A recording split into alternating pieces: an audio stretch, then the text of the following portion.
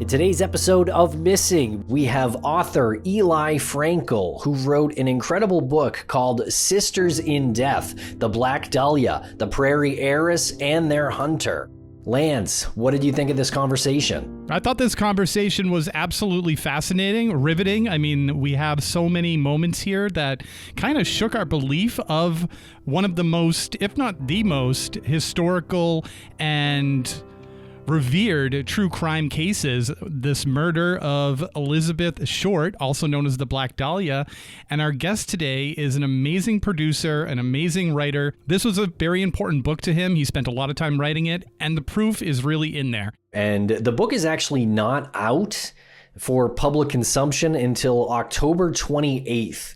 But we will be back with Mr. Eli Frankel, likely for a live show after the book's release. And I think you'll understand why this will be needed once you hear this story that Mr. Frankel is laying out here in this book called Sisters in Death. So you know Elizabeth Short from her murder in January of 1947 in Los Angeles, but you may not know Leila Welsh. And Leila Welsh was murdered in Kansas City, Missouri in 1941. Eli Frankel proposes their killer is the same person.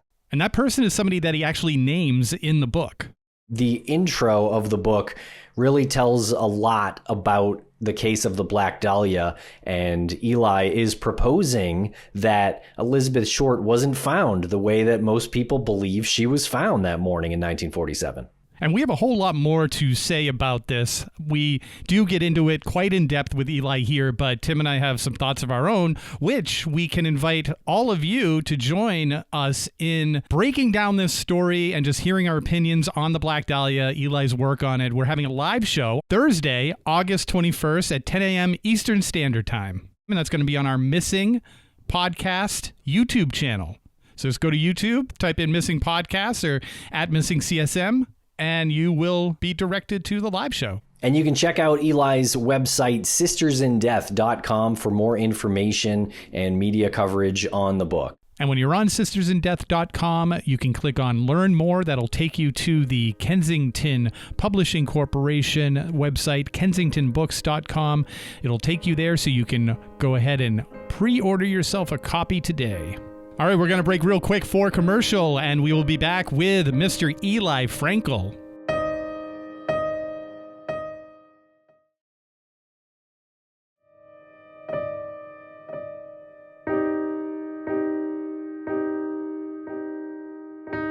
Welcome to the podcast, Eli Frankel. How are you today? I'm doing great. How are you guys doing? We're doing really well. I feel like I'm alive looking at you outside in the sunshine. It's just filling me with this, like, I don't know, vitamin D. I'm getting secondary sun vitamin D from you. You look great out there. Can't thank you enough for joining the show. Before we get into why you're here, can you introduce yourself and let the listeners know maybe a little bit about your background? Yeah, sure. My name is Eli Frankel. I'm here in Los Angeles. It's actually been a weirdly mild summer here, but it's just beautiful right now. So maybe I'm breaking the rules here by doing a podcast outside, but I, might as well try to get away with it. I grew up in North Carolina, rural North Carolina. I love North Carolina. I love its history, but I've also loved Los Angeles. I used to visit my grandparents out here when I was a kid and sort of fell in love with the city and its ever-changing face and its changing history. And so I came out here for college. I went to USC. And never left and have continued my passion and fascination with LA history all these years. The majority of my career has been spent in non-scripted television. I've produced a ton of reality shows and game shows and talk shows and documentaries and everything you can imagine, a lot of formatted shows and docu-soaps. So I love non-scripted TV. I love non-scripted nonfiction in general. And then along the way, I've also been a true crime fanatic and have researched a lot of cases. And probably the number one is the Black Dahlia case, which I've been looking into for probably, God, I hate to admit it, 20 years now, which is crazy. But go with it. Go with it. Lean into that. It's a good one to spend a couple of decades on. Yeah, for sure. There's so much to explore. It just never ends. And so it's been this kind of amazing exploration of finding all these different kind of nooks and crannies of the case. So Why did you turn your focus to writing this book, this fantastic book, Sisters in Death? Little plug there. I love it. Thank you. Yeah, so for a good part of the 20 years that I was looking into the case, I guess what you'd call maybe an intense hobbyist. I'd read everything, every book, every blog post, every article, and really absorbed kind of every detail of the case that I could get my hands on. But it was always from afar, like as a true crime fan, learning as much as I could. And then around 2018, I got my hands on the district attorney files for the case, which is about 1,000 pages long. And I dove into it. It's dense, and you really have to kind of know the contours of the case to understand what they're discussing in all these kind of random interviews and police reports and DA reports. But having gone in with sort of a fundamental understanding of the case and the main players, I was able to pretty much grasp quickly what this was and what all these papers represented. And I was fascinated because there was so much in the district attorney files that had never been included in any book or any article. All these little details, all these little facts about Beth Short, who she was, her movements, the people she came into contact with. And so I started a process of writing down every fact that I could find in the case. Not speculation, not people's opinions, but rather what are the facts of the case, every single one of them. And then it just kept compounding throughout those documents, but then into old newspaper articles and microfiche and starting to just really explore the case. As I gathered all this information, it became pretty clear to me that there was a lot that hadn't been investigated, that hadn't been explored by sort of modern day researchers. And I thought maybe there's a new angle on this case that hasn't been done. But initially it wasn't like, oh, I'm going to write a book or I'm going to get a book published. And it wasn't, I'm going to find the killer. I just, had been obsessed with the case forever. And it was this personal passion. So I came to it not, for financial reasons or making a book or, or any kind of notoriety, or it was just a personal interest. And then once I locked in on the person that I believe committed this murder, it just became kind of a full-time mission, if you will. I love asking this question when people tell us that they've been, quote, obsessed with a case or a story for so long. And I just love the answers that we get. At what point did you start to realize the level of, I guess obsession is the word we're going to use, the level of intensity you were experiencing as you're looking into the Black Dahlia? Like, did it ever come to you like, wow, I might be getting in a little too deep here? Yeah, sure. Undoubtedly, when you become obsessed with, I think that that's the case. So whenever you start really getting into the deep dive into a story for a book, it becomes your life. It becomes your world. You think about it all the time. So I think it's that's in the nature of writing. But yeah, definitely with the Black Dahlia, it's very much a haunting case for myriad reasons. And I think it sort of gets into your mind in a way that other cases maybe don't. And also, living in Los Angeles and having studied and in some ways fallen in love with the past of Los Angeles, you can't help but drive through the city and see locations and markers and know, okay, that's the cafe that she used to go in, or that's where the house was that she stayed at. The city is this kind of living, breathing, changing, ongoing experiment in, human survival, living, whatever you want to call it, and being aware of the way it was in the past, and this case sort of being this overlay, if you will, of the city, it's hard to sort of escape thinking about it. How did you get your hands on those files from the DA's office? They may be more readily available now, but at the time, I was producing a Charles Manson documentary for MGM Epics. Our researcher, who was great, was able to get a lot of documents and FOIA requests and all this stuff that we were doing. And I happened to ask, there was this sort of legendary series of documents that the DA produced, and it's apparently still, the district attorney still has them. A box was saved for posterity, and they uncovered it a few years ago. So she had all the contacts down at the city and was able to get a hold of them. But it's not as if they're restricted or you sort of have to have special access. I mean, they're available to the public. I don't know if they're online. But yeah, I mean, anybody can get them. In those files, that is where you learned about the true way that Elizabeth was left that morning? That was not through the DA files. That is a secret which has been kept for a long time, and in fact is still not publicly acknowledged by the LAPD. The way I discovered that was by getting in touch with the woman who found the body, Betty Bersinger, who was in the last year of her life and living in in upstate California. And I initially got in touch with her daughter, Anne, who was actually present at the event on January 15th, 1947, when Betty Bersinger found the body. Anne was only 3 years old. I got in touch with Anne and was able to communicate with Betty. And I had sort of some burning questions that had been lingering in my mind for a long time. There's this sort of universally accepted narrative about what the police found on that morning, which was this cleanly bisected body left about 6 inches away from the sidewalk on the grass in full view. And there was about I think an 8-inch separation between the two sides, the upper half and the lower half. It had clearly been posed. It had been laid out for passersby to see and ostensibly to be shocked by, right? Like, here's this horrifying sight. The killer is there making this statement about what he did to the world. But there were some problems with that narrative that had always stuck with me and that I always wondered about. And primarily it was that the body wasn't seen until 10:50 a.m. that morning by Betty Bersinger. What stands out about this particular block is that it is a heavily trafficked series of blocks here. Like, a lot of the folks from the suburban areas just outside walk to Lemaire Park for stores and whatever. There's streetcars that stop by in the area. It's just, there's a lot of foot traffic in the morning along that block. And these particular 2 blocks are actually, were not built up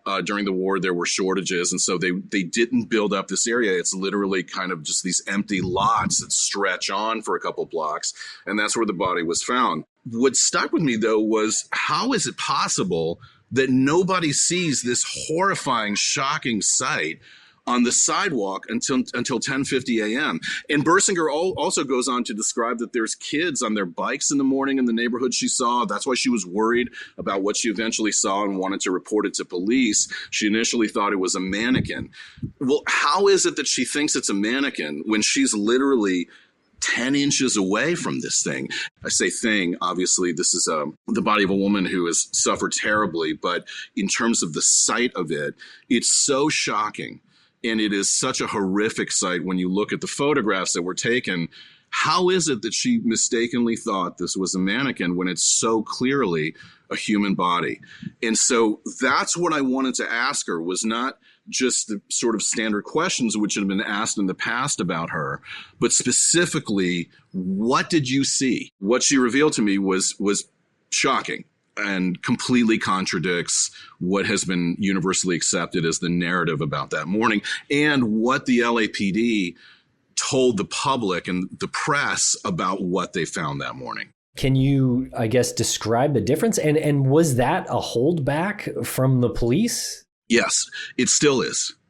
That's what's crazy. It's never been revealed before. It was immediately held back by police when they got there. And it was held back from almost every member of LAPD as well. Only a very small kind of coterie of people around Harry Hansen and Finus Brown, the 2 lead detectives, were informed of that. And Hansen actually talks about that in interviews he did in the 70s and 80s before he died, was that there is one fact that has been held back from the public, which has never been revealed, and only a small group of people know what that fact is.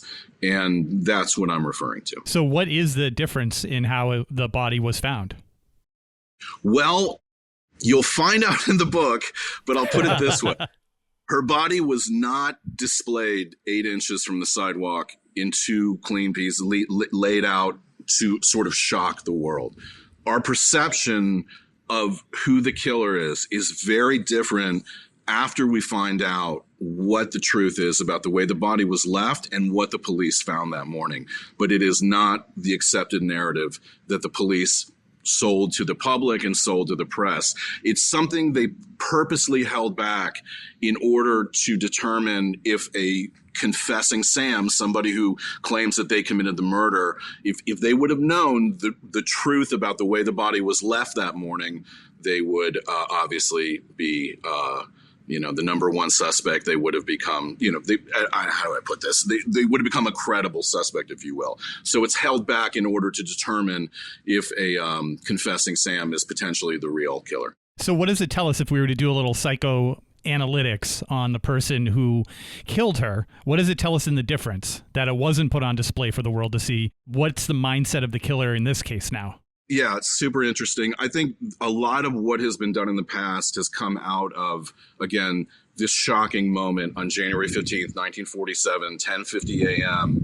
It's the origin of the murder. This is what every account of the story begins with, whether it's a podcast, a book, a movie, a TV show, an article. It always begins with this, suburban mom finding this horrific sight by the side of the road. As a result, the shocking display that was left out has sort of made imaginations go wild. Who could be responsible for something like this? And so a lot of sort of Marvel supervillain type suspects have been pushed forward because we're looking for somebody who would do something so shocking, who wanted to scare the city, terrify the world, show them what they're capable of. It fits into this sort of comic book villain idea we have of what an evil character is.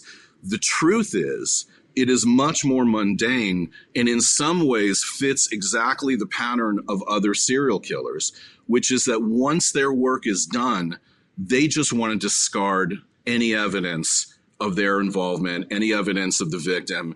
The victims become like trash to them. And that's what we see in this case as well. It's a very different story than sort of the narrative we've seen before. We'll be right back after a quick word from our sponsor. And a thank you to our sponsors. Back to the program. Wow, yeah, really interesting stuff. You mentioned serial killer there, and as far as we know, this was a one-off, but in your book, you propose that this killer was responsible for the murder of Leila Welsh as well. Yeah. Can you tell us a bit about Leila Welsh and what happened to her? She was a really interesting family. The Welshes were a very successful real estate family in Kansas City. They had helped actually build this city from its, sort of cowboy days in the 1880s and helped fund a lot of the real estate projects that turned it into this, metropolitan giant in the Midwest. But she and her mother and her father and her brother lived very humbly. They were not ostentatious people. They had money, but they lived fairly simply. And she grew up in the countryside. I mean, back then in the 19-teens and 1920s, the countryside in Missouri it's still kind of Little House on the Prairie. I mean, it's grown up a bit. There's railroads, there's cars beginning to come in, but it's truly rural. She attended one of these one-room schoolhouses that you hear about from the Old West down the road, the country lane. She ends up moving to Kansas City with her family to attend college there and becomes pretty cosmopolitan, popular. She's a really good student. She swears off marriage, which is very unusual for that era, and wants to have a career. She was very influenced by her aunt, who was the president of a couple colleges and was highly successful and was a huge influence on her. And in Kansas City, she thrives. Eventually, she goes away for a couple of years after college to Knoxville, Illinois, and then returns because her mother wants her back. And she's a teacher. She's looking to figure out what's next in her life. She was dating a young man named Richard Funk, who lived in Kansas City and later went on to become a war hero, died in World War II. But she was slaughtered, if you will, on March 9th, 1941 in her home. She was asleep in her mother's home in her bedroom. Somebody crawled in through the open window and brutally murdered her. There had always been rumors about the Leila Welsh connection to the Black Dahlia. It's a theory that the LAPD itself initially came up with in 1947 when they began investigating an individual who Elizabeth Short, the Black Dahlia, had spent a few days with about a month before her murder. And they looked into this guy's life, and what they discovered is he went to college with a girl who had been brutally murdered in kind of similar circumstances. But the problem was the LAPD could not get their hands on the case files from Kansas City Police Department. And we don't really know why still KCPD refused to send on those files, but they never shared them. And so their investigation of this individual was a little hobbled because they didn't have access to all the information. So I thought, well, let's dive in. Let's get as much as we can, 80 years later, and as much information as we can on this murder and compare them, which is what the LAPD always wanted to do, but wasn't able to. What I discovered was that there are astonishing similarities between the murder of Leila Welsh and the murder of Elizabeth Short, the Black Dahlia. The details, the signatures, the modus operandi, the way this guy worked, the way he thought. There are so many similarities. There are so many similar actions seen throughout these two murders. It's almost astonishing when you look at the list of similarities that exist there. And in fact, there are some that I didn't even put in the book because they run so long. You can't help but be struck that these two murders really feel like they're committed by the same hand. It's just the first murder, the Leila Welsh murder, is committed by a more fledgling killer, if you will. It's somebody who is learning their craft, their trade.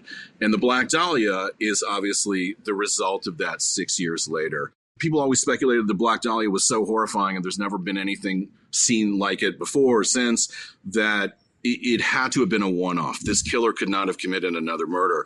But I just, instinctually feel, and also looking at pattern of serial killers in the past, they don't just come into this, for a moment and then go out. The murder itself of Elizabeth Short betrays somebody who has quite a bit of experience, certainly controlling their own emotions when inflicting so much suffering and pain on another individual, but also the confidence with which they did what they did. It really points to having had experience at this before. And I think with the murder of Leila Welsh, that's where that experience was gained. Yeah, I'm glad you went down that road there, because mental fortitude to do what this person did to Elizabeth Short is off the charts.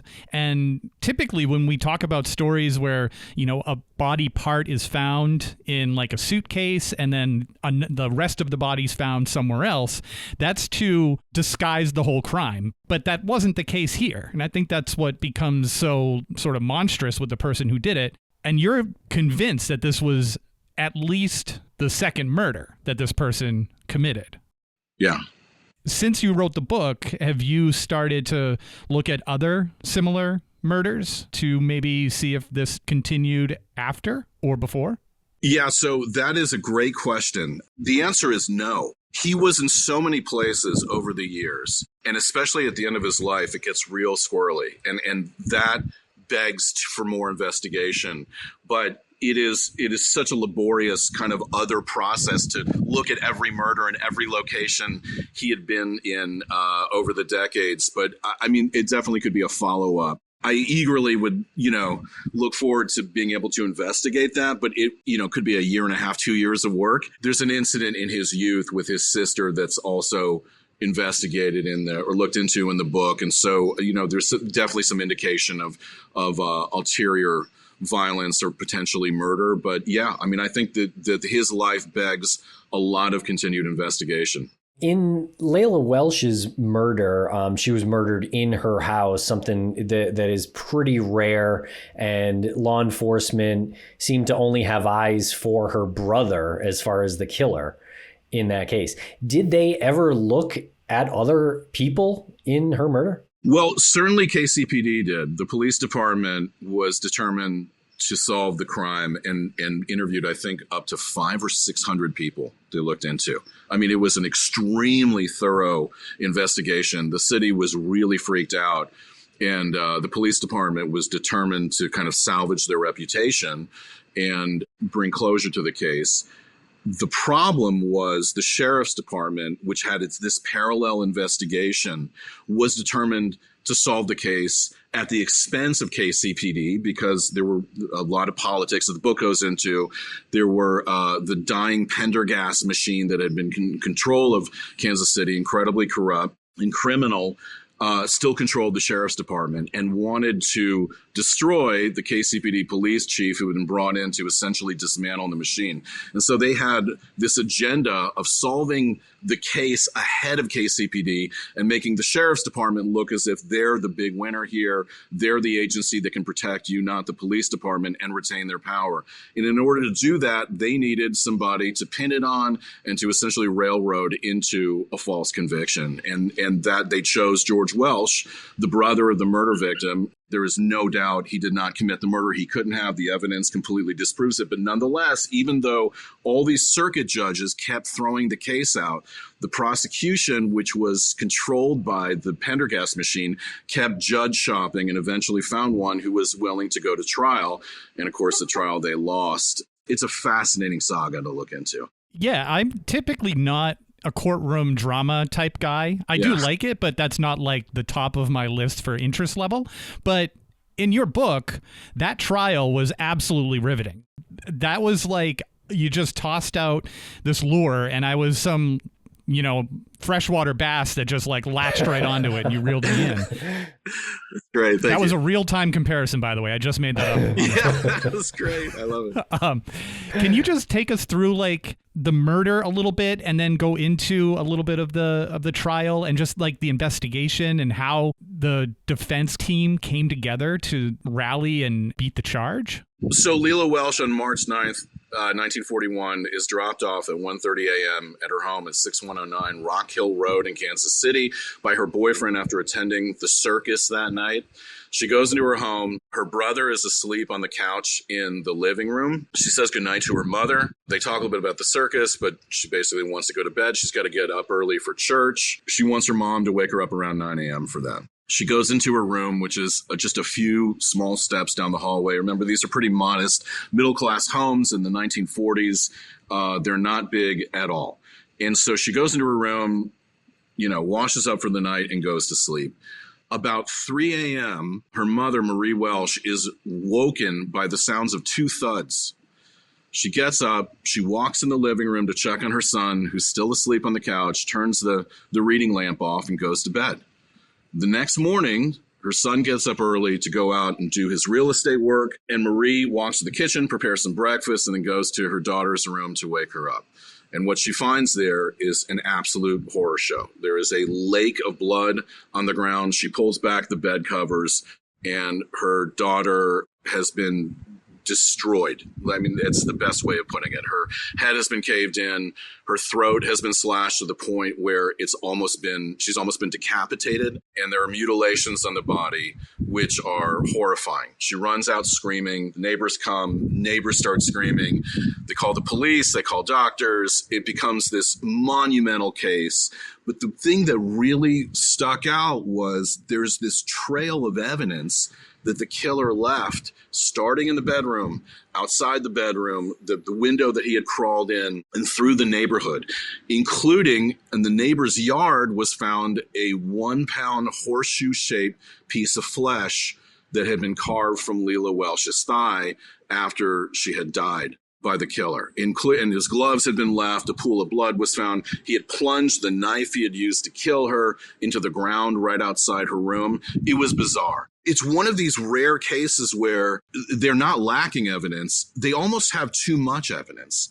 And none of it really all fits together. None of it makes sense what the killer was doing, why he deposited this here, why he ran out with this. He also left a mark in blood on her thigh or on her calf, her lower calf of her leg, and nobody could figure out exactly what the mark was or what it meant, but it was very much a deliberate mark. So, and there's a bunch of other clues and weird things that he left behind, like he pulled down the curtains to her room and then folded them almost as if you would for a dinner, like a place setting, like a linen napkin at a place setting. He took the time after he murdered her, as he's standing outside the window, he's left the window, he takes the curtain down and folds it, pleats it, and leaves it there, which is really bizarre because you're exposed. Not only you can see that window from all the houses around. So this guy takes incredible chances, but it was a terrifying murder because it was somebody who just literally slipped through a window and spent about an hour, hour and a half in that room, absolutely dismembering this human and tearing her apart. And about 10 feet away from where her mother was sleeping, and about 30 feet away from where her brother was sleeping, and made sounds and woke people up and remained in that room to finish his work, and then got away with it, which is pretty incredible. But I think the book tries to show that it wasn't, again, a supervillain that committed this. The murder and everything that occurred around it, it betrays somebody who is referred to it in the book as an awkward but fiendish amateur. It's somebody who doesn't really know what they're doing and got really lucky in getting away. All those clues, those myriad clues, all that evidence that was left behind allowed the sheriff's department that was looking to convict her brother, whether he was innocent or not, it gave them an in to show that, or to try to prove that he must have been the killer, because all this evidence is left behind. It's clearly left by somebody who wants to make it seem as if the killer ran away. And instead, he was in the house the whole time. It's one of those, the killer's in the house sort of moments. And by the way, the evidence against George Welsh, the brother, at the onset of the trial kind of looked overwhelming. They had hardware store owners claiming that they had sold the murder implements and the gloves to Welsh. Like, that's the guy. I sold it to him 2 days before the murder. They had his fingerprints on the windowsill. They had footprints outside the window that they were absolutely certain matched George Welsh's footprints. There was so much evidence against him.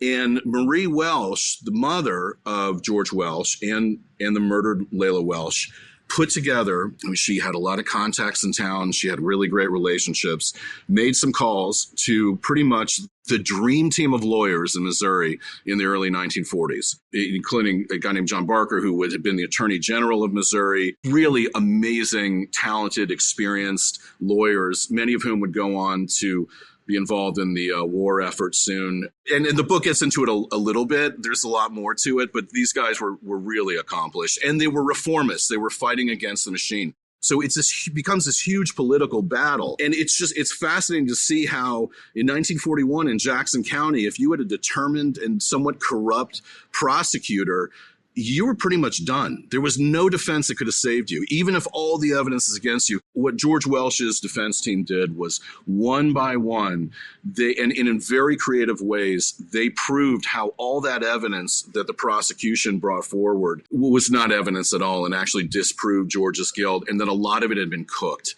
And so you see the creativity of these lawyers, demonstrations in the courtroom, the visuals, the way they challenged the prosecution's witnesses and proved that they were lying or had been completely delusional about what they remembered in seeing Welsh. And it's a really interesting story. And in the end, he's found innocent or found not guilty. And it's that part at least is pretty satisfying. We'll be right back after a quick word from our sponsor. And a thank you to our sponsors. Back to the program.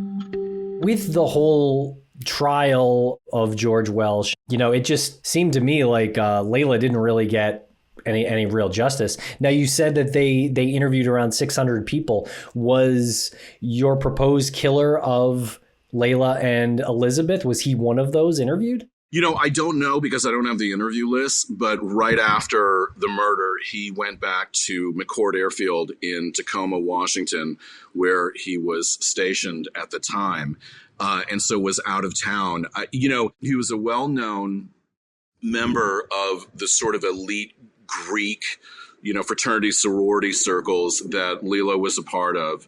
I would suspect that they would have asked, all of her friends and sorority sisters about who else was her acquaintance or who else was in her circle or who knew her. So it's very possible they did. The thing is, after interviewing 500 people, the police never actually arrested anybody or indicted anybody, or they never were able to get a lead, which is amazing. There's so much evidence in this case. Can you tell us a little bit about Elizabeth? I think one of the things about her in looking at her case from a distance is that she kind of knew a lot of people, didn't seem to have many deep connections in her time in Los Angeles, but it's kind of hard to track down, it seemed like, as far as who she was spending time with and when and things like that. So can you fill in those gaps a little bit for us? Yeah, I mean, Elizabeth Short is a fascinating person. I think at the heart of the story, she draws you in. And I think that's one of the main reasons this case has persisted and become so popular, is that she's an enigma. And you want to know as much as you can, but she is hard to pin down. I think having studied her for so many years, at the end of the day, what she wanted in life and what she sought was not fame, wasn't money or glory. It's always portrayed that she was out in Los Angeles looking to become a star, which is not true at all. She never auditioned for anybody. She never tried to get in contact with directors or producers. There's no indication that she ever sought that or was interested in it. I think what she was interested in was being loved and finding a boyfriend, a husband who would love her. It was the one thing that was sort of the hole in her heart from childhood, when her father disappeared and faked suicide. And just in general, especially during growing up in the Depression with 4 sisters, ultimately she wanted a home. She wanted the white picket fence, and she wanted somebody to love her. And that's it. She was in Los Angeles because she had suffered tuberculosis, she had bronchitis, she had a lot of lung problems. And so she was constantly trying to get out of her home state of Massachusetts, Boston in the winter. She loved traveling. And I think to some extent, she didn't really know who she was. I think she wasn't really defined in terms of what her values were and what she really wanted in the world. She knew she wanted to be loved, but what form that took or with who. At the end of the day, so many people cast these aspersions on her, but we have to remember she's 22 years old.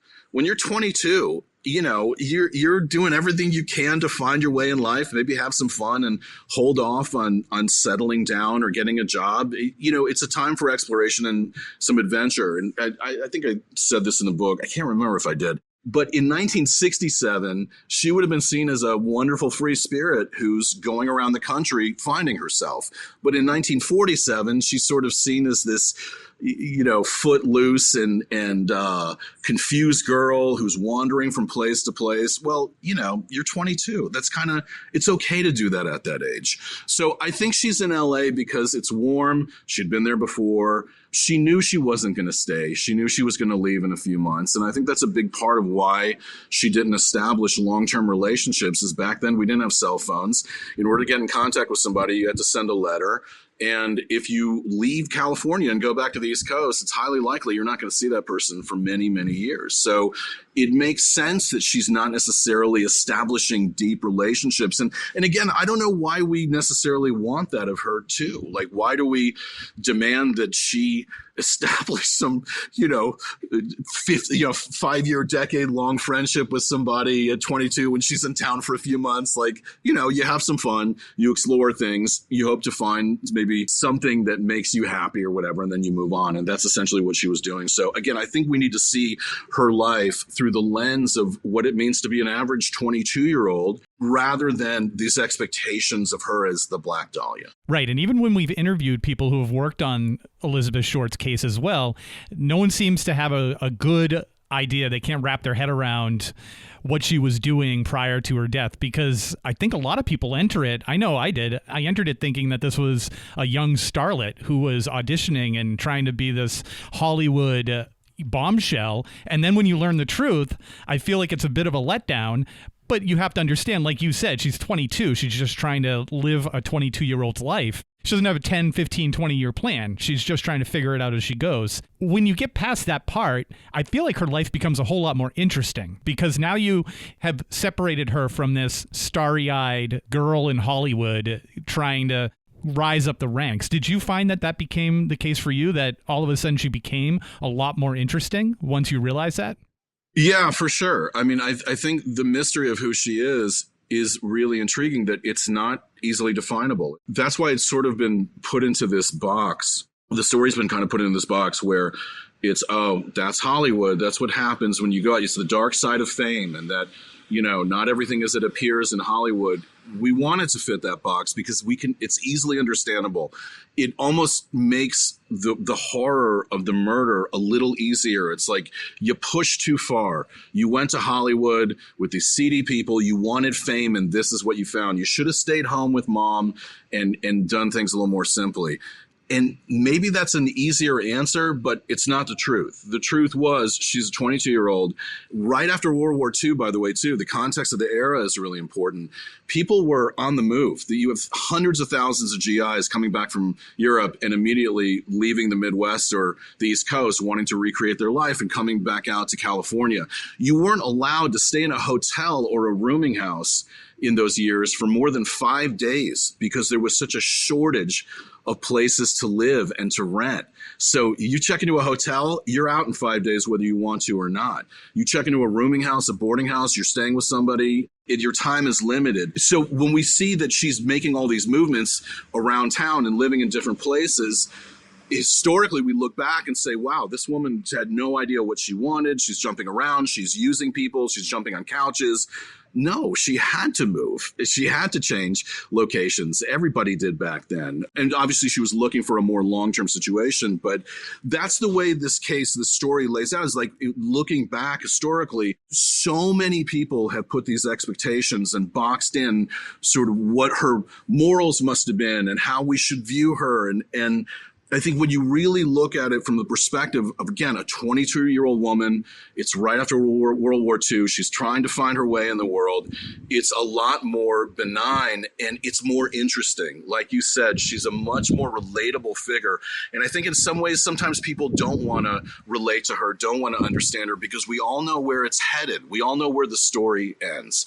And it's horrible. We have to be clear-eyed about it, and I think that the historical record requires us to look at the totality of her life, the people she interacted with, her letters, who she was, and understand her from that perspective rather than what we want this case to be. Yeah, she was heartbroken too. I think that's part of this that is completely forgotten when people are wondering about her movements in those last few months. Because I mean, I don't know, like we've all probably been there, and it is an aimless time in one's life, especially in your early 20s. She was also in California for health reasons, and as someone who's an asthmatic and moved from Massachusetts to California, she's right. The breathing is much better out there. Not even close. Yeah, she is much more sympathetic than I ever realized. Can you tell us about when she went missing? There's a million theories as to what happened to her. I think a lot of people still speculate that she was living with a girlfriend during that missing week. Well, just for some context for listeners, Elizabeth Short was in San Diego for a week. On January 9th, 1947, she comes back to L.A. with a salesman of plumbing fixtures named Red Manley, who she had dated a little bit in San Diego. He drops her off at the Greyhound bus station in not a great part of downtown L.A., and then she drops her bags off there in storage and goes under the excuse of meeting her sister. He takes her and drops her off at the Biltmore Hotel, which, especially back then, still a beautiful hotel, was sort of the, fanciest hotel in town, if you will. So he drops her off. She's in the hotel for about 3 hours. People claim they saw her walking over to the payphones. She may have made some calls. And then around 10 p.m., she walks out the front door. The doorman, Harold Studholm, believes it looked like she had been signaled by somebody from the outside, like she had recognized somebody or seen somebody through the window, and then exited the building. They never see her again alive, and she is found 6 days later on the morning of January 15th, 1947, near Norton and 39th, which is a few miles away from downtown. Obviously, we discussed the issue of the way that she was found. The big question was, where was she for those 6 days? And in fact, when you read the newspaper articles from the era, you can sense the growing frustration of the head of homicide, Jack Donahoe, and a lot of the other detectives. And at one point, he even states that how the hell could somebody just be swallowed up by the city like that? They can't figure out where she was for 6 days. And it was incredibly frustrating. There were all these people that came forward and said, I saw her. I saw her. I saw her. I saw her. She was here. She was there. They weren't able to verify any of them. And in fact, if they were all true, it would have made Elizabeth Short the fastest moving human in history throughout Los Angeles in those days. You know, there were sightings everywhere.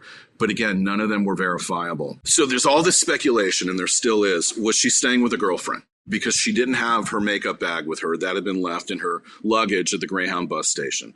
Was she staying with a guy?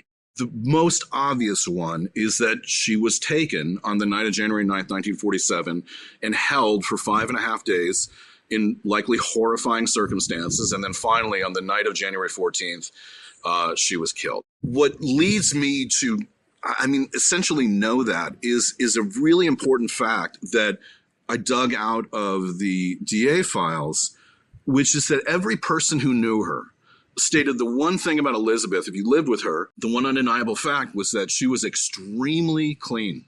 And she was obsessive about her appearance and about her clothes and her makeup. And her makeup and her clothes were always with her. Yeah, she would go out down the street or go to a movie or whatever, but she never let that makeup bag out of her kind of line of sight. She goes on the night of January 9th, 1947, to the Greyhound bus station where she deposits her bags, including the makeup bag, and then she goes to the Biltmore Hotel. There is no way that she would have left her makeup bag and her clothes. She refused to ever wear anybody else's clothes and gone off with somebody else. The reason that she left the makeup bag and the luggage at Greyhound bus station is because she was planning on leaving for Chicago that night. There are two buses, one that's like 10:50 p.m. and one that's like at 11 a.m. or 11 p.m. or 11:10 p.m. for a 3-day bus journey on Greyhound to Chicago. And how do we know that? Because she said it. She writes in her letters to her somewhat on and off again boyfriend, Gordon Fickling, I'm going to Chicago next as soon as I leave San Diego. That's why she came back to Los Angeles, is the bus left from LA. That's why she had to come into town. But the thing was, as is her want, this was her pattern, she didn't have the money for a bus ticket. So she puts her bags in storage at Greyhound because she's going back to Greyhound that night. She needs money for a bus ticket. She's going to the Biltmore Hotel to meet somebody to get that money. And then she's going to return to Greyhound, get the ticket, and go and leave Hotel California forever and go to Chicago. That's what happened. And so we clearly know that she was held for those 5.5 days in captivity while her luggage remained behind and would soon be found by the police and would become a major news item. Before she left for San Diego, she was frightened by someone? Yeah. Is that correct? And what did she call that person? A nut job or something like that? Screwball. Screwball. Oh, that's right. Okay. Now, do you think that is the same person that ultimately killed her? Yeah, because that was the man that she was with for 3 days. Now, what we know is that we're able to deduce, and this is all in the book, is that he paid her last week of rent in order for her manager to release her luggage. They wouldn't give her back her luggage unless she paid her last week of rent. The week was up. She gets the money from him that morning, pays off her rent. It was $5 for the week, gets her luggage, and immediately gets in a car with him and takes off for Camarillo, California, which is in Ventura County, just north of LA. She's with him for 3 days. We know she didn't have a dime to her name when she started with him. On the night of December 8th, actually, I guess it would be December 9th, and midnight, she's able to buy a bus ticket and go down to San Diego. She literally leaves in the middle of the night. And she explained to people she spoke with on the phone from San Diego that she had left. They asked, why are you in San Diego? And she said she had been with a bothersome screwball who had scared her. You know, today screwball means somebody who's silly and goofy and a little off-putting. In the 1940s, it meant somebody who wasn't right in the head, somebody who scared her. She wanted to get the hell out of there. And it makes no sense. This has been really a central mystery of the whole case, is why the hell did she go to San Diego, a city she had never been in? She knew nobody in. She had no contacts. And she had no place to stay, nobody to go to for money. It makes no sense why she would go down there. And it betrays the pattern that she had always had throughout her life, which is, yes, she traveled sort of indiscriminately, but she knew people in a lot of different locations. There was a pattern. She at least planned it out. This appears to have been completely unplanned. And I believe that the person she was with, who is the killer that I name in the book, she was being honest. He had done something or attempted something which had made her extremely scared. And she took off for San Diego to get out of town. There were also other reasons. Her roommates had been caught by the police for marijuana possession. And later on, Finest Brown, I love this part, Finest Brown, the lead detective in the Dahlia case, had looked into that and said it looked like a police setup because they found 2 sticks, meaning 2 joints of marijuana, but they had been unsmoked. So you really couldn't, even if with possession, like if they hadn't been smoked, they shouldn't have been arrested. Nothing should have happened. But the roommates were, taken in, and Elizabeth Short, sort of in her paranoia, which was a part of her character, believed that the police were potentially coming after her next for drug use and drug possession. So she wanted to get out of town because of that as well. But I think her having gone to Ventura County, to Camarillo, sort of took care of that. Going to San Diego is a whole different level. And I think that's owed to the person she was with right before she escaped to San Diego. Now, without giving away too much, can you just give us a little indication or maybe a little crumb of information on the connection that this screwball had to Leah? Well, they went to college together. They were in the same social circles. And again, the LAPD was never able to prove that he knew her. They just knew that they went to college together. But in my investigation, I determined that not only they knew each other, there were myriad connections in their lives. And in fact, it almost seems unreal how many places their lives overlap. Like, for instance, she went to church at Second Presbyterian Church in Kansas City, where her family was, sort of they were the most prominent family in the church. His family attended that church as well and was fairly prominent.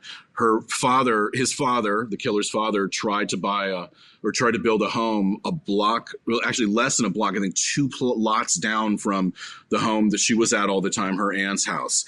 They both visited the same lake that was outside of the city where his family had a lake home. She was there all the time.